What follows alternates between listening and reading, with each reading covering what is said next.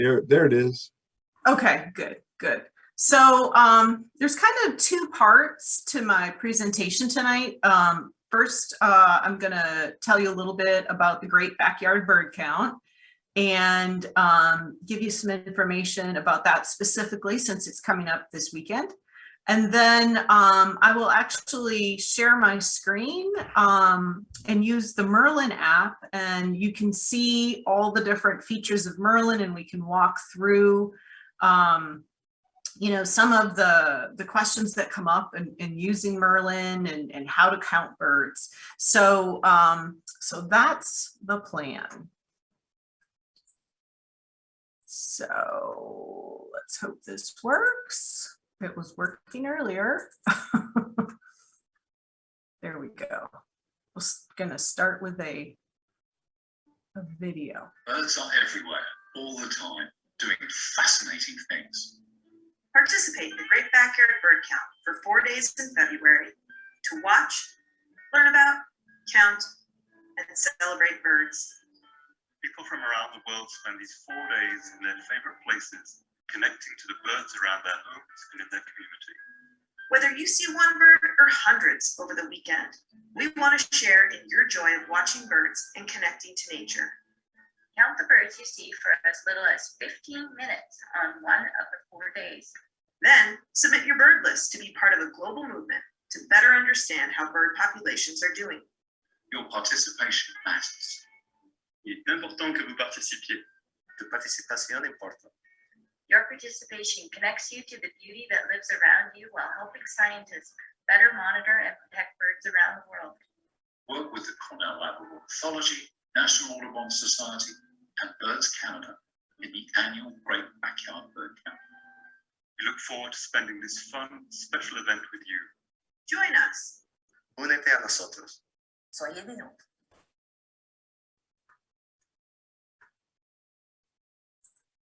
All right. So that's a great intro to the backyard bird count. And I think, as I mentioned, this is the 25th year of the Great Backyard Bird Count. So it's sort of exciting that it's a big year and it's something that people do around the world. So it's pretty easy to participate. You know, you can watch birds pretty much anywhere, right? Whether it's your backyard or, you know, at work or driving down the road or anywhere you're going. And what they request, though, is that you watch for a 15-minute period or more. And then if you do it, say, like when you go out in the morning and you watch birds for a while, like out on your back porch, submit your list then, because then if you come back later, like in the afternoon, you should do another list.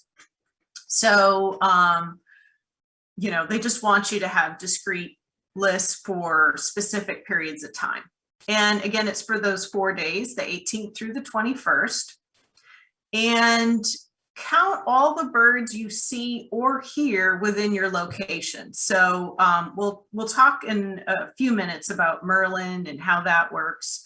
And there are specific suggestions on how to count birds, because sometimes it's tricky, right? When you see chickadees, like this little guy, coming to the bird feeder one after another, but you never see more than one. It's hard to know, you know, how many chickadees were there or how many should you count. So we're gonna talk about that. Basically, the rule is they want you to count the maximum number you see at any one time. So let's say you see 2 chickadees sitting on the feeder at once, but then they're kind of coming and going and coming and going.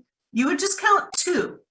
Now, if you saw also, say, 2 cardinals, a male and a female cardinal, but then later you saw 2 female cardinals, because the males and females are different looking, you know for sure that you've seen at least 3 birds. So then they would say count 3.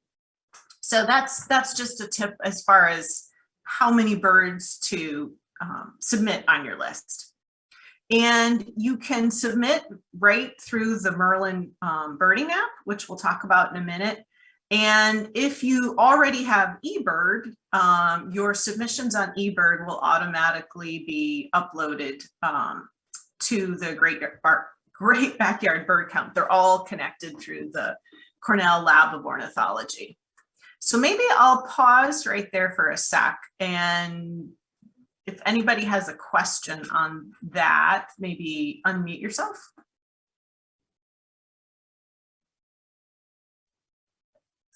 Okay, otherwise I'll keep going. Hey, I have a question. Should we use the common name or the scientific name? So in Merlin and in eBird, the common names are what comes up.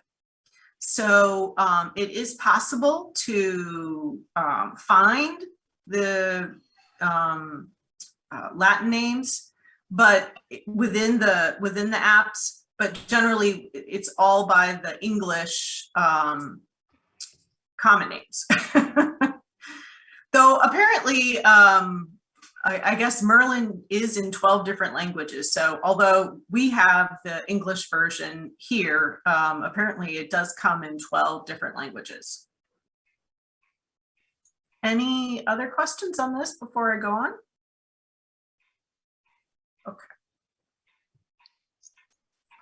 So as we mentioned a little bit earlier, we'll have a bird walk this coming Saturday, 9 to 10, specifically for folks who are kind of new to birding. We wanted to keep it relatively short in case kids wanted to come out and, you know, not make it too arduous for them. But we'll probably continue longer than 10 o'clock if folks want to stick around.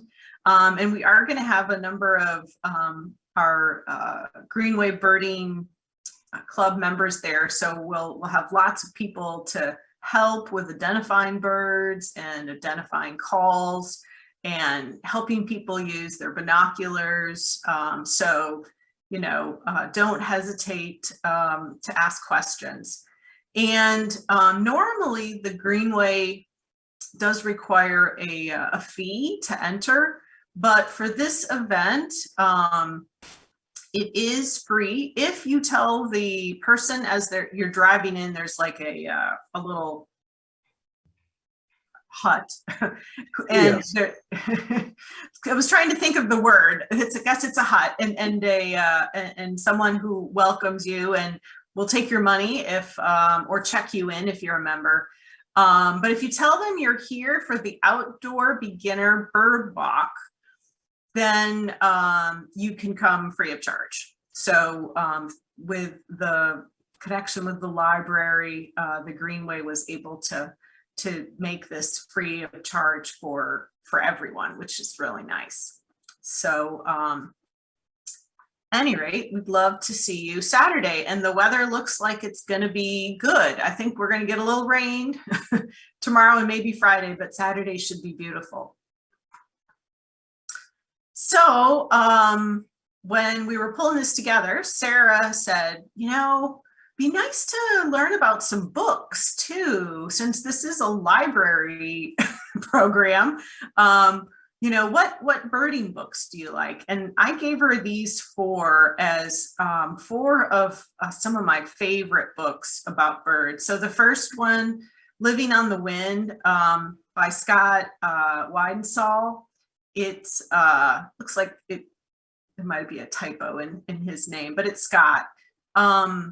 Super interesting about migration, and just amazing the things birds do in migration. So it will blow your mind. And he's a really good writer and very interesting. Another favorite of mine is The Genius of Birds. If you haven't read this book and you have any interest in birds, you've got to read it, because it's, again, will blow your mind with the things that birds can do. And this in particular, Jennifer kind of travels the world and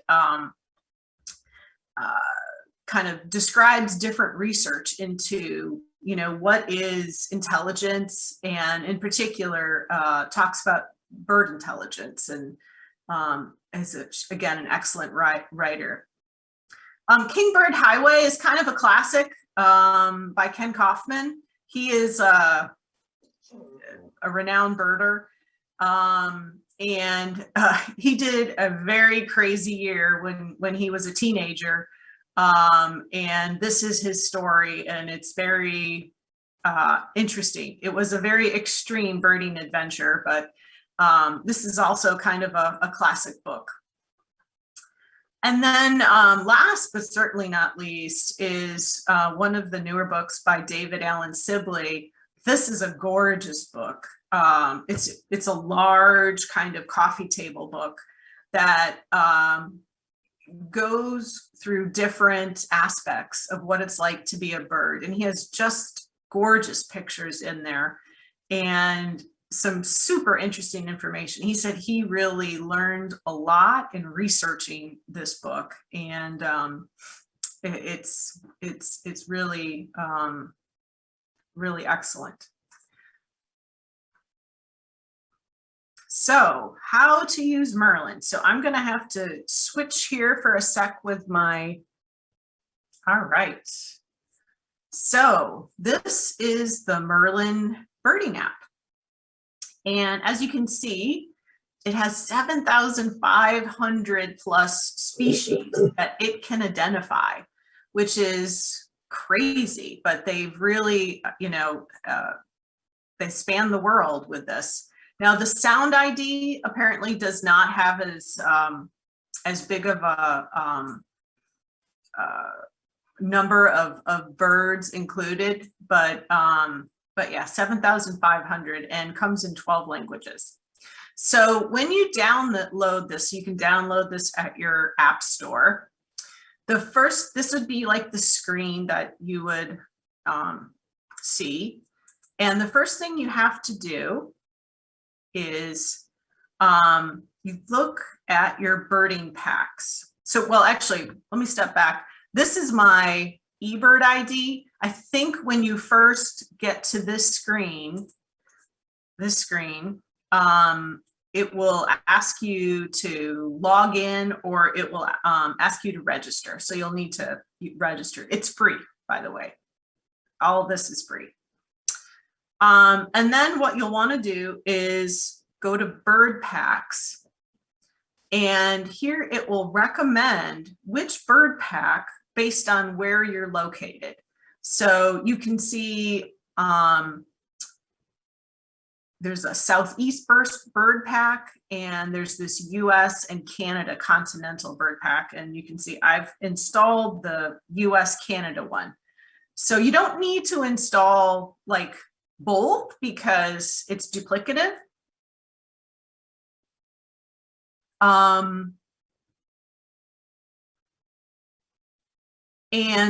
So choose, if you want to not take up too much memory, you could just choose the Southeast. But if you are going to be traveling at all and want to have, the full continental United States, you can download the bigger one. So once you have that, you're ready to go. And there are a number of different ways you can use this. And I'll show you the kind of the way I use it the most, and then I'll show you a couple other things. So I really like on the bottom there, explore birds. And what that does is it shows you all of the birds that are likely in your area. Now, you do need to tell it where your area is. And that's this, see the little dots and lines in the upper right-hand corner there? I'll go back again just so you see it. It's, if you look at the top where it says likely birds today, and then look to the right, there's this 3 dots and lines. If you hit that, then you can tell it where you are, because it might know it, or you might say be traveling to Florida and you want to figure out what are the birds going to be in Florida that I'm going to see. So what you do is on the location, you can then choose, by either putting a place name, or you can even go to the map, or I'm just going to choose current location, And that's why I chose Fort Mill. And you can even change the date, which is pretty cool. So again, if you're going on a trip to Florida in June, you can change it and tell it, no, I don't want to do it today. I want a specific date. You can change it to, you know, whatever date you want. So just a little tip. So it's really handy, not only for people who are first getting into learning about birds, but even people who have been birding a long time. It's a really useful tool as you're traveling different places. And as you can see, even around the world, right? If you want to know about Panama City, Panama, you know, that's how you figure out what birds are there. So, you know, you don't have to buy tons of guidebooks and stuff, because you can learn about the birds just on the app, which is really wonderful. So the other thing I like to do is, you see below the filter by, you see sort by. I do family and most likely, because I want it grouped by the different family, which we'll look at in a second. And then, you know, more likely birds first, because obviously those are the ones you're probably going to be more apt to see. And so it just work more quickly. So then I hit done. And as we scroll through here, you know, you can see a couple different things. So you see the picture of the bird, the name of the bird, and then to the right, you see that bar chart. And if you notice, like mallards, the chart looks kind of the same, and same with the Canada goose the whole year long. So these are showing different months of the year. But if you look at the shoveler, the northern shoveler, you know, they're, you know, around fairly frequently, because that's what this chart is showing. It's showing, you know, the number of other people basically that have submitted checklists in this area where this bird has been sighted. So it's giving you an idea of how likely you are to see it. And so a couple other things you notice, there's a little symbol next to the shoveler there, that little kind of half circle. That means it's not super likely. You don't see it on the mallard and on the Canada goose, but you do see it on the birds below, because, you know, you don't see them everywhere. And so that's what that's kind of trying to tell you. And then also you can see that it really tapers off kind of toward the end of March and a teeny bit in April, that you have a chance of seeing them. But basically by the summer, you have no chance of seeing a northern shoveler in Fort Mill. That's what that chart is telling you. So a couple other cool things that you can do when you're here. Say you're like, well, I don't know much about northern shovelers. You know, what about them? Well, it tells you a little bit about, if you select the bird, you know, a description of it, and, you know, just kind of a high level, a little information. But then as you scroll over, you'll see other pictures. So you can see the difference between the male and the female, which is really helpful because oftentimes they don't look much alike. And a non-breeding male. So that can also, as you can see, be very different. And then oftentimes they will have a picture of the bird in flight, which is super helpful because, again, sometimes you only get a quick glimpse. And this one has a lot of pictures. So it's going on and on, even the chicks. And then a big flock. Wow. That's pretty cool. That's a neat picture. So, so that's some of the thing in there, some of the different information. Down at the bottom of the page, I don't know how well you can see it, but there's a map, a little globe. If you touch that, It also shows you where this bird is at different times of year, the distribution of the bird, which is also really helpful to know, particularly if you're trying to find a specific bird. It's helpful to know where they are at different times of the year. And if you see our area there on the map, we're kind of basically in, looks like mostly the yellow migration in South Carolina. But as you go just slightly to the west, you see the non-breeding, which would be during the winter. This time of year, you can find northern shovelers. So that's how you interpret that. And then the breeding in the red is further north. So for this bird, you can see up into the upper Midwest and well into Canada and even Alaska. So they're really traveling a lot during the year. And then last but not least, this little button in the middle next to the map button is the sound button. And I have no idea what sound shovelers makes, but let's find out.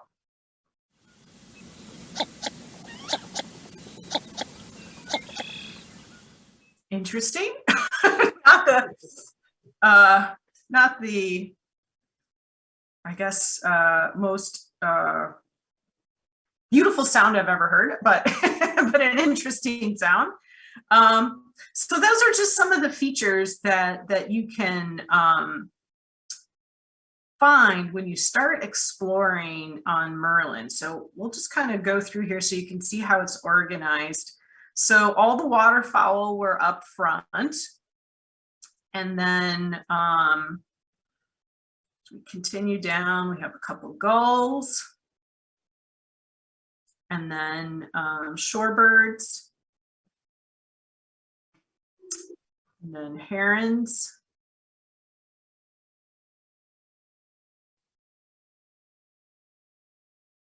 And our vultures, hawks.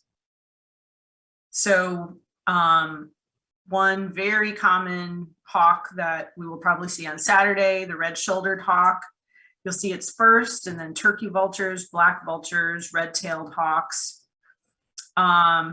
We actually might have a chance on the bald eagle, because actually the Greenway, we've been, especially by the dairy barn, we've been seeing bald eagles lately. So although this says that they're kind of not so common, there is a decent chance of us seeing one on Saturday. What does the red stand for? Good question, because I was just going to mention that because I realized I hadn't. So yep, good point. The sharp-shinned hawk, the osprey, and the northern harrier have red dots, not the little half circle, but a full red circle. And what that means is rare or unlikely. So when you see a red dot, it means, well, they've been sighted, but they're really not around here much at this time of year, right? Again, it's looking at the time of year and the bird together. So obviously osprey, you can see from the chart, they're definitely around more in the summertime, but most of them in the winter are, down in Florida and someplace warmer. But somebody has been seeing them. Folks have been seeing them actually over by the dam very recently. So it's not impossible to see them, but it's not super likely. So basically what this tells you is if you see a bird that's kind of brown and white, your chances of it being a bald eagle are higher than your chances of it being an osprey at this time of year. That's what it's trying to tell you. Any other questions on that?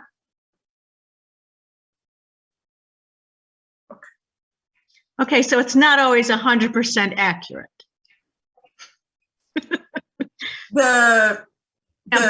We have barred owls here all the time, but it's showing rare. Yeah, so barred is showing not common, right? It's showing that half circle. Great horned owls, it is showing as rare. Same with screech owls. Now, again, you will see great horned owls, but you don't see them every day. And I guess that's what it's trying to tell you, is just the frequency of your chances of seeing it. And some are even more infrequent than others. So like a rufous hummingbird, you see that listed here, but you see how very few sightings there have been, right? There's barely a teeny little line there between February and March. Same with the screech owl. Whereas if you look up at the great horned owl, you know, it still has that red dot, but you can see it's definitely a stronger bar there. So there have been more people seeing it, and definitely more times of the year. So then you get to your woodpeckers, and Downy's the most common.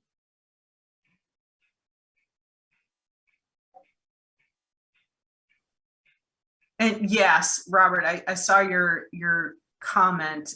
Yes, the bars are all based on sightings in eBird. So they're using that data to help you figure out what you're seeing. Just scrolling down here a little bit more. Thrushes. And then finally you get to chickadees and titmice, nuthatches, creepers, kinglets, and then our warblers. And then, oh, sparrows.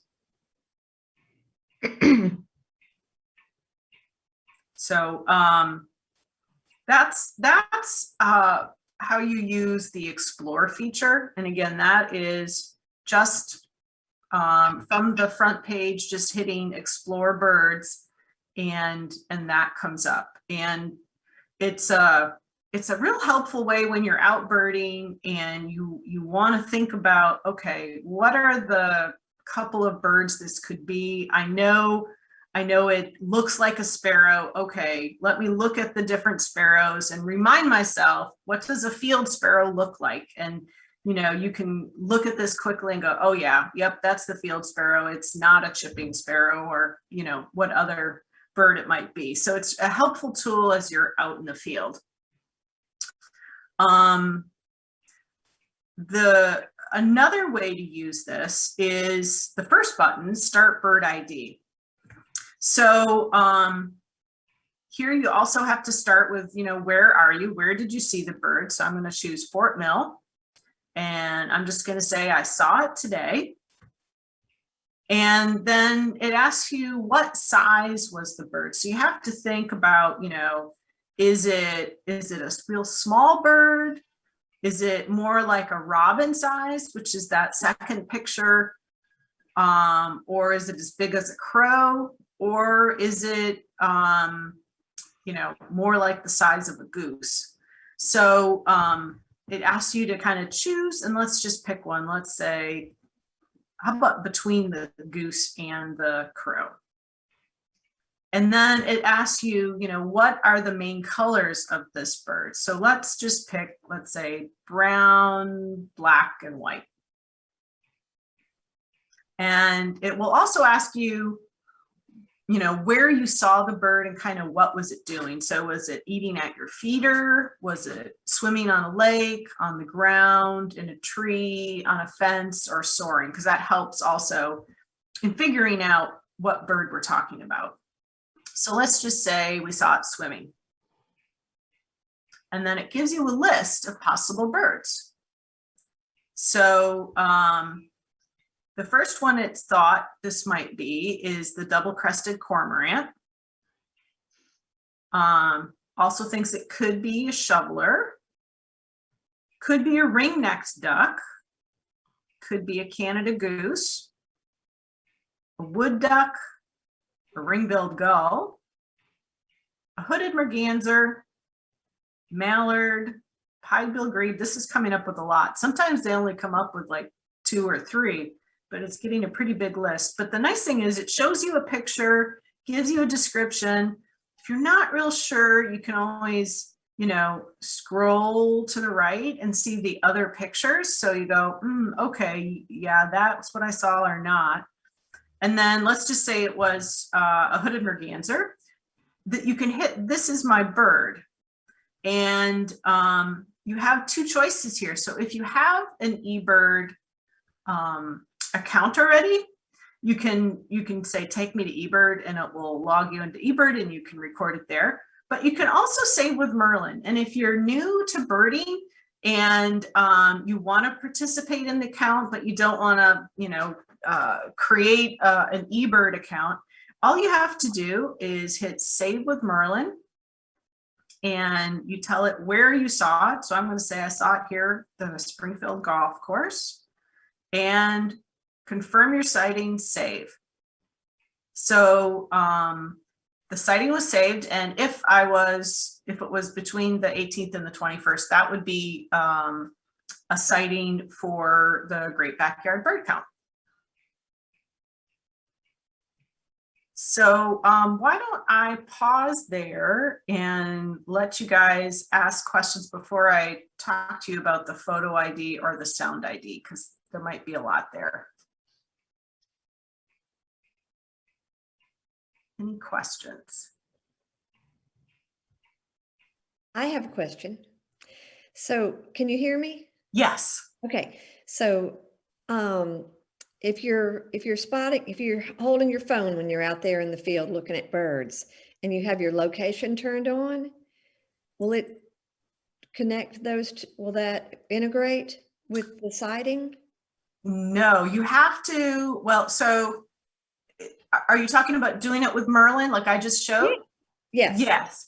So to do that, it will ask you where it's at. Now, it knows where you are from your GPS on your phone, and you just have to hit confirm. Okay. Yep.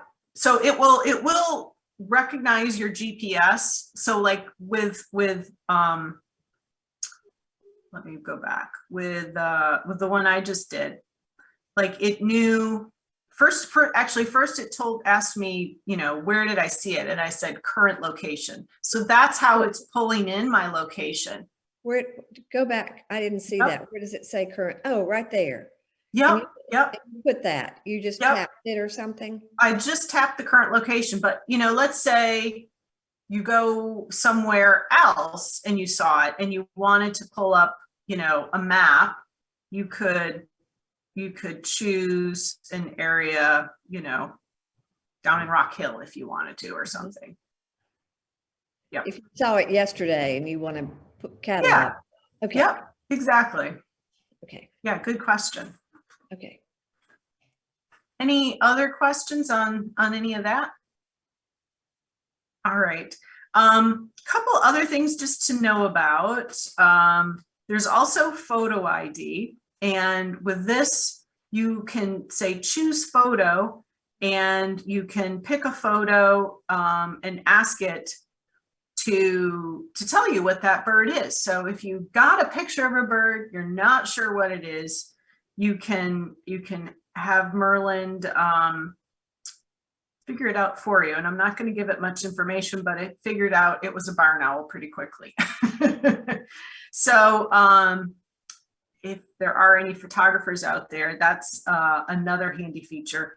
And then the newest thing that they rolled out with Merlin, and the Cornell lab just keeps adding new features. It's really wonderful.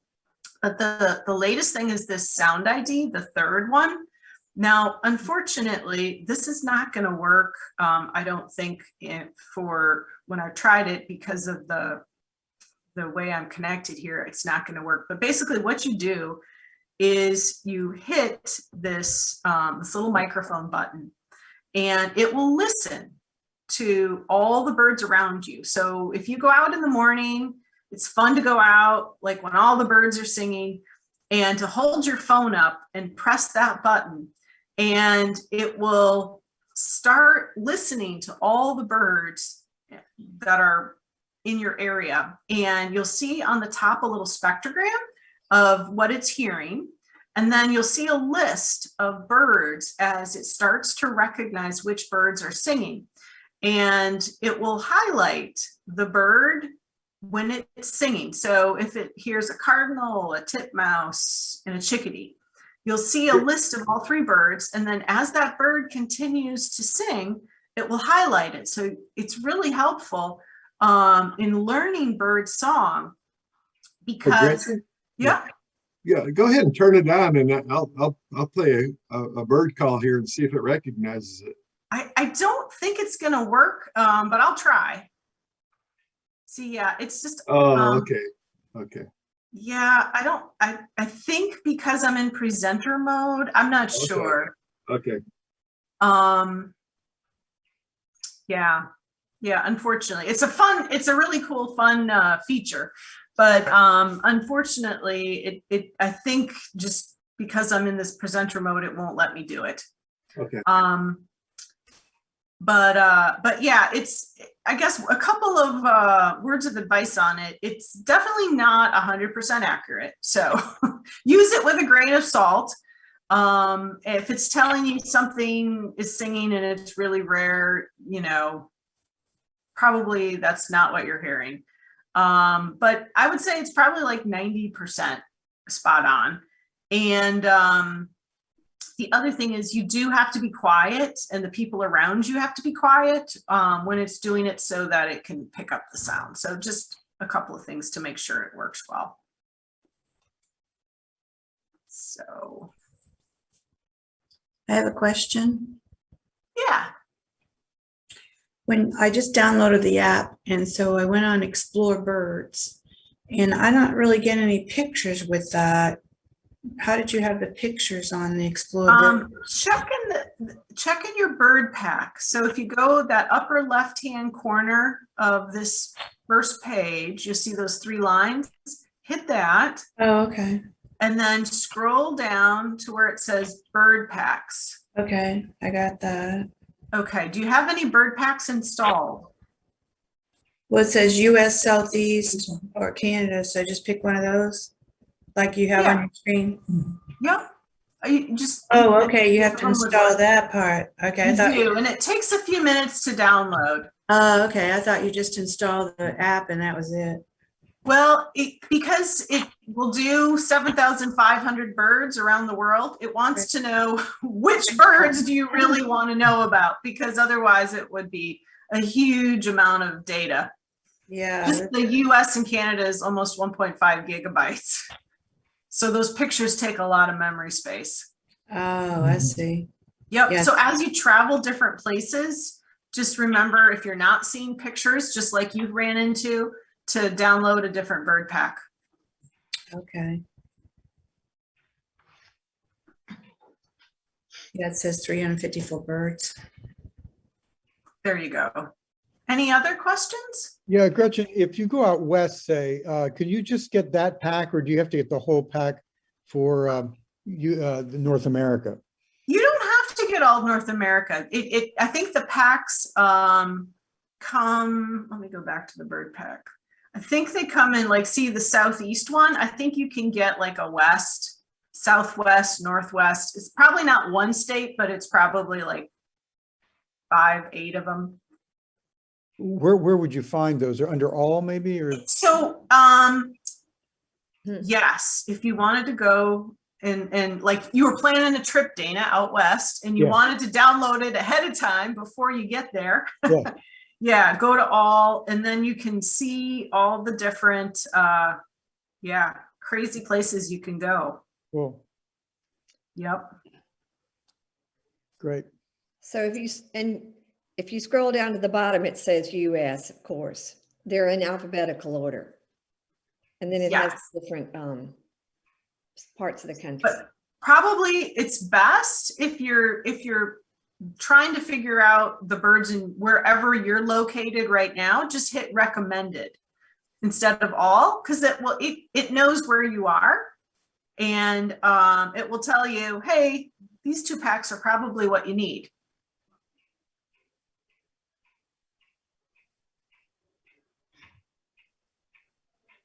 I have a question. I don't know, has she got her information? I think so. Okay. How do you add from this screen, how do you add something to your list? So you're trying, how do you keep a checklist from here?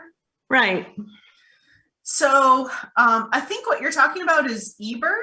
Okay, it'd be better to go over to eBird. All right. Yeah. So if you have an eBird account and you want to keep a full list, definitely eBird is the way to do that.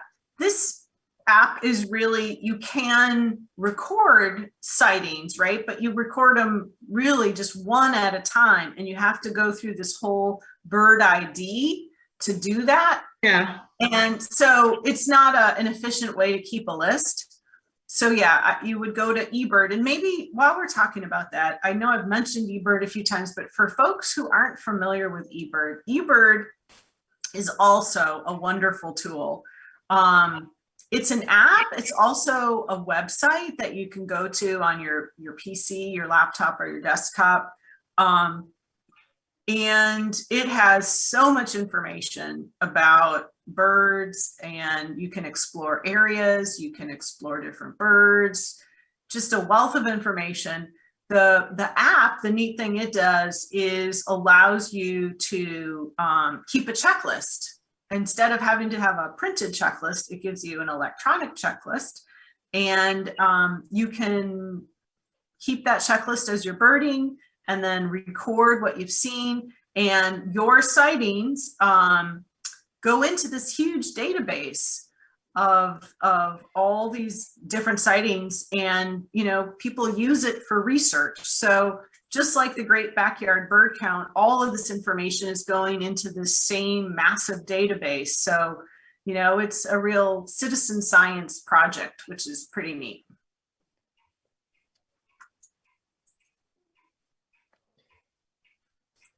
Any other questions? I haven't been able to really keep up with the chat. If folks have asked things in the chat, I apologize that I haven't answered them. Ask them now if you still have questions.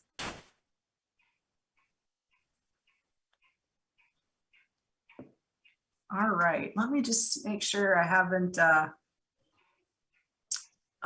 forgotten about anything as we're coming to the end of our time.